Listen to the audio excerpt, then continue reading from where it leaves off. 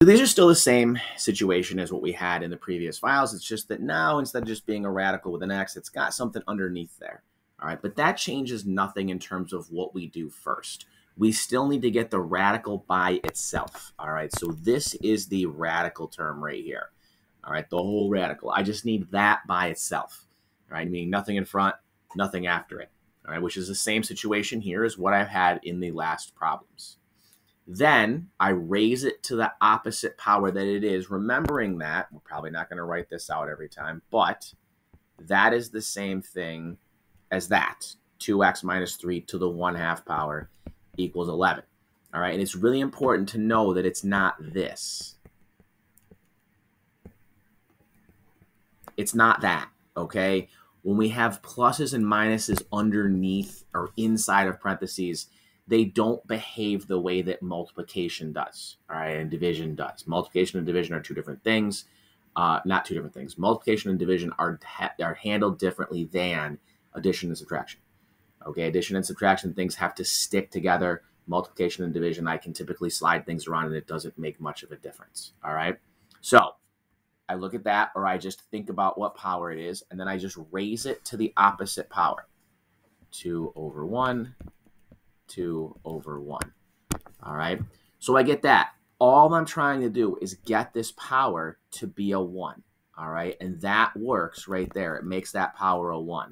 So what it does is it gives me a 2x minus 3 equals 11 to the 2 over 1 is 121. And I put that in the calculator. Okay, that is an equation that we've hopefully solved a whole bunch of times in math from whenever we started solving equations. All right, I'm going to add 3, and I'm going to get 2x equals 124. I'm going to divide by 2, and get x equals 62. All right, now, just like we just said in the other ones, I want to make sure I check that answer to make sure that it makes sense. And by the other ones, I mean the other files. So I need to go back here and take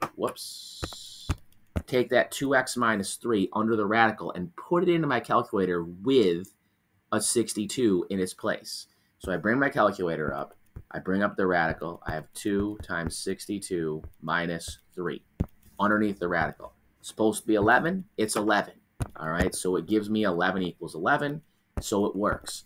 There are going to be times that it does not work, all right? And it's typically when I end up squaring a negative or doing something with a negative in the problem, all right? Meaning there's a negative in this position right here at some point, all right? That's when it tends to get goofy.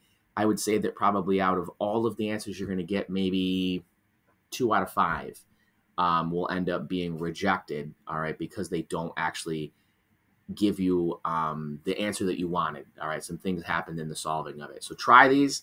There may be factoring involved in some of these that might not happen until the end of this file or the next file, but we want to be on the lookout for that to happen also.